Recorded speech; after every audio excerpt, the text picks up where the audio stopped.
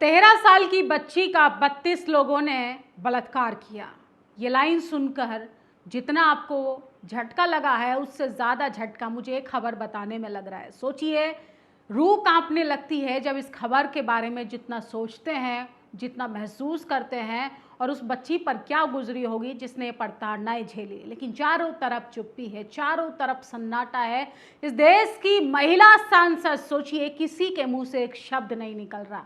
इस देश के तमाम टीवी अखबार के सो कॉल्ड पत्रकार जो अपने आप को कहते हैं कि हमने लोकतंत्र को जिंदा रखा है, उनके मुंह से एक शब्द नहीं निकल रहा। अफसोस होता है, लेकिन यही होगा इस देश में जब तक बलात्कारियों को पैरोल पे पैरोल मिलता रहेगा। बलात्कारियों को राजनीतिक पार्टियों में जगह मिलती रहेगी और अपने राजनीतिक चुनाव चिन्हों पर चुनाव लड़वाकर उनको इस देश के सिस्टम में जगह दी जाएगी। ऐसा ही होता रहेगा क्योंकि इस देश में बेटी पढ़ाने से लेकर बेटी छुपाने तक का अब सब कुछ तय करना पड़ेगा इस देश की जनता को, क्योंकि बलात्कारियों को चारों तरफ जो है वो इतनी शह मिल रही है कि अब बेटियों को ही छुपाने की ज़रूरत पड़ेगी। सोचिए किस तरीके से इस देश में लगातार बच्चियों का बलात्कार हो रहा है। एनसीआरबी के आंकड़े चीख चीख कर सरकार की नाकामी की पोल खोलते हैं, प्रशासन की नाकामी की पोल खोलते हैं, लेकिन अफसोस इन खबरों में कोई बदलाव नहीं आता। और सोचिए, एक घटना कम नहीं होती जब तक दूसरी घटना हो जाती है और दूसरी बच्ची फिर से बलात्कार का निशाना बन जाती है। और सोचिए, 13 साल की बच्ची को 32 लोगों ने हैवानियत के साथ उसका रेप किया और मामला इतना तूल पकड़ा कि जनता के अलावा और कोई सवाल नहीं पूछ रहा। आखिर कब तक बच्चियों को इस तरीके से नोचा जाएगा, कब तक बच्चियों को इस तरीके से रोंदा जाएगा, कब तक बच्चियों के साथ इस तरीके की हैवानियत की जाएगी। आखिर कब इस देश में सिस्टम में बैठे लोगों का खून खोलेगा। क्या फ़ायदा कि रेप होने के बाद, मरने के बाद कैंडल मार्च निकालते हैं और फिर आरोपियों को कहते हैं कि आरोपियों को सज़ा मिलनी चाहिए। अरे वो तो जेल की सलाखों के पीछे जाके भी मौज मस्ती की ज़िंदगी जी रहे हैं। सोचिए, उन्नाव का वो रेप आरोपी याद है जिनको जेल से रिहा करने की बात हो रही थी। पूरे देश में विरोध हुआ। देश के राजधानी में रेप पीड़िता को ये चीख कर बताना पड़ रहा है कि मेरा बलात्कार हुआ है और इस आरोपी को जेल से रिहा न किया जाए। उसके बाद सत्ताधारी लोगों ने अपने स्टेटमेंट को वापस लिया। लेकिन सोचिए, 13 साल की बच्ची के साथ इतनी बड़ी हैवानियत होती है। मजाल है खबर जो है टीवी अखबार के पत्रकार अपनी खबर में कोई जगह दें। महज 13 साल की बच्ची के साथ 32 लोगों ने 5 दिन तक हैवानियत की। बहुत ही दर्दनाक और शर्मनाक है। ऐसी घटना सिर्फ एक परिवार को नहीं बल्कि पूरे समाज को झकझोर देती है। दोषियों को कड़ी से कड़ी सज़ा मिलनी चाहिए। बच्चों को सुरक्षा के लिए कोई ठोस कदम उठाने चाहिए। सोचिए कब तक ये सब होता रहेगा। सोचिए, छोटे छोटे बच्चे महफूज नहीं हैं। स्कूल जाती बच्ची जो है वो पता चलता है कि रेप के बाद कभी लौटी ही नहीं। बच्चे, माँ बाप जो हैं वो घबराने लगे हैं कि बच्चियों को अब पढ़ाया भी जाए, घर से निकाला भी जाए, क्योंकि शरीर को नोचने वाले लोग जगह जगह बैठे हैं। सोचिए, रेप पीड़िता को थाने में खबर लिखवाने के लिए भी दर दर की ठोकरें खानी पड़ती है। वहाँ पर भी उसको टॉर्चर किया जाता है। लेकिन इस देश का सिस्टम जो है वो इतना सड़ चुका है कि उसमें से बदबू आ चुकी है और उसमें सड़ांध आ चुकी है, क्योंकि इस देश में बेटियों को सिर्फ इंसाफ की बात कहने वाले बेटियों का ही शोषण करने पर जब उतारू हो जाएं तो सोचिए किस तरीके से देश में हालात होते हैं कि बेटियां संख्या दिन ब दिन बढ़ती जा रही है, लेकिन हालात वैसे के वैसे ही हैं। लेकिन जब जब चुनाव आएगा तो बेटियों की चिंता होती है सत्ताधारी लोगों को। बेटी पढ़ाओ, बेटी बचाओ, महिला सशक्तिकरण। और कुछ दिन पहले तो हर पेपर के फ्रंट पेज पर नारी शक्ति वंदन अधिनियम की बात करती देश की भारतीय जनता पार्टी। अब कहाँ है, कहाँ गया उसका नारी सम्मान, कहाँ गया बच्चों का सम्मान। देखिए कैसे नोचा जा रहा है बच्चियों को। सोचिए, 13 साल की महज बच्ची, अरे 13 साल की बच्ची को जिसको ना बचपन नहीं जिया, उसके साथ इतनी बड़ी घटना हो जाती है और इस पर कोई जवाबदेही देने के लिए तैयार नहीं, कोई सवाल पूछने के लिए तैयार नहीं और इतनी बड़ी घटनाओं को यूं ही नज़रअंदाज कर दिया जाता है। एक कैंडल मार्च लेकर हम बड़े बड़े मसाले तो जलाकर सड़कों पर निकल जाते हैं, लेकिन ऐसी खबरें कब रुकेंगी, ऐसी घटनाएं कब रुकेंगी? सत्ताधारी लोगों की क्या औलादें नहीं हैं, सत्ताधारी लोगों की क्या बेटियां नहीं हैं?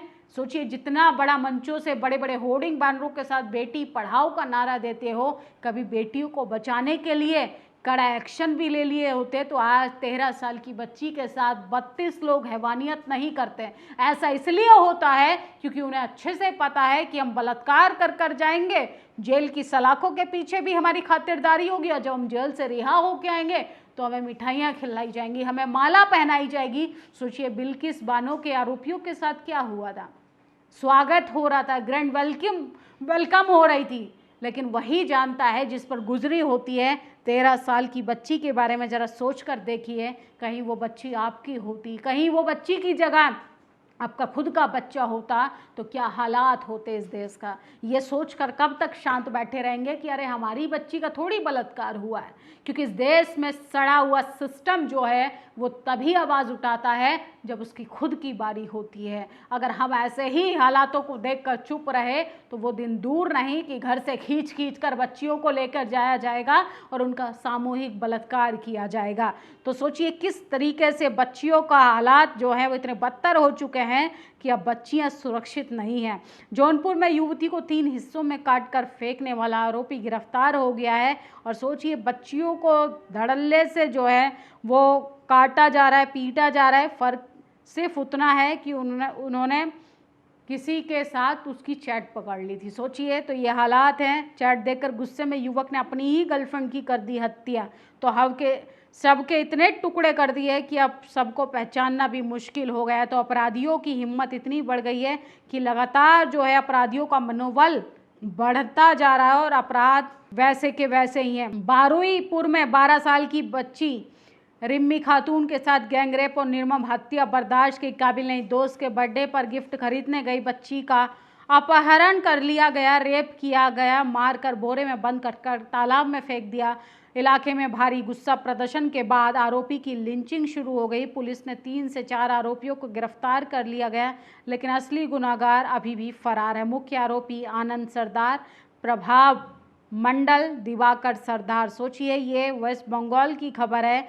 जो अब बच्चियों को सुरक्षित करने की बात करते थे, वही बंगाल जहाँ पे देश के प्रधानमंत्री कह रहे थे वो आपकी बेटियों को ले जाएंगे, मंगलसूत्र ले जाएंगे, गाय ले जाएंगे, गोबर ले जाएंगे, गोमूत्र की राजनीति करने वाले आप किस तरीके से अपनी सरकार बनते ही बच्चियों को सुरक्षित नहीं रख पा रहे हैं। और सोचिए, जब चुनाव आता है तो बेटियों के लिए बड़े बड़े स्लोगन के साथ होर्डिंग बैनर लगाए जाते हैं। ये कार्रवाई चल रही है। राजस्थान में हुई 13 साल की बच्ची के साथ दरिंदगी, ये सज़ा कम है। सोचिए, इनका रोड शो निकाला जा रहा है, इन पर लाठियां बरसाई जा रही हैं। क्या होगा इससे, क्या बदलाव आएगा? ऐसे लोगों पर तो कठोर कार्रवाई करनी चाहिए। और सोचिए, 13 साल की बच्ची जो है इस दुनिया में नहीं रही, उसका दर्द महसूस कीजिए। शरीर के रोंगटे खड़े हो जाते हैं, शरीर में घबराहट होने लगती है जब सोचने पर यह मजबूर कर देता है कि हम किस समाज में रह रहे हैं। 13 साल की बच्ची जो सही से बड़ी भी नहीं हो पाती है, जो अपना बचपन नहीं जी पाती है अभी पूरे तरीके से, उसके साथ 32 दरिंदों ने दरिंदगी की और चारों तरफ सन्नाटा, चारों तरफ चुप्पी। ये लाइन, ये खबरें जो हैं कब पेपर की पहली हेडलाइन बनेंगी, कब बदलाव आएगा? क्या इस देश में सत्ता में बैठे लोग बेऔलाद हैं, उनकी बच्चियां नहीं हैं? उनको कब दर्द होगा इन तमाम चीज़ों पर? सोचिए, देश के प्रधानमंत्री जब चुनाव आता है हर राज्य में आंसू बहाने का काम करते हैं। क्या उनके लिए उनका कलेजा जो है इतनी बड़ी घटना पर नहीं पसीजेगा? 10 साल की मुस्लिम बच्ची के साथ संस्कारी समाज के लोगों ने हैवानियत की, उसे मारकर तालाब में फेंक दिया। लेकिन अफसोस, प्रशासन, मीडिया नारंगी छिलके खामोश हैं, क्योंकि न्याय दिलवाने का काम तो सिर्फ धर्म के ठेकेदारों को ही, धर्म के ठेकेदारों के लिए होता है। बाकी इस देश में सब मरने के लिए बने हैं। इस देश के सड़े हुए सिस्टम से जब तक सवाल नहीं पूछा जाएगा तब तक कोई बदलाव नहीं आएगा। आरोपी जो हैं वो लगातार सरेआम ऐसे ही घूमते रहेंगे, बच्चियों का बलात्कार होता रहेगा, बच्चियां मरती जाएंगी और हम कैंडल मार्च लेकर सिर्फ हुजूम का हिस्सा बन सकते हैं, लेकिन न्याय के साथ कभी खड़े नहीं हो सकते। इस खबर पर आप लोग अपनी प्रतिक्रिया जरूर दीजिएगा। शुक्रिया। नेशनल दस्तक की आपसे गुजारिश है कि अगर इसको बचाना चाहते हैं तो नेशनल दस्तक को सब्सक्राइब करने के लिए रेड कलर के सब्सक्राइब बटन को दबाएं, फिर बेल आइकन की घंटी दबाएं। नेशनल दस्तक को बचाने के लिए बहुत जरूरी है कि हर खबर को शेयर करें, लाइक करें, कमेंट जरूर करें।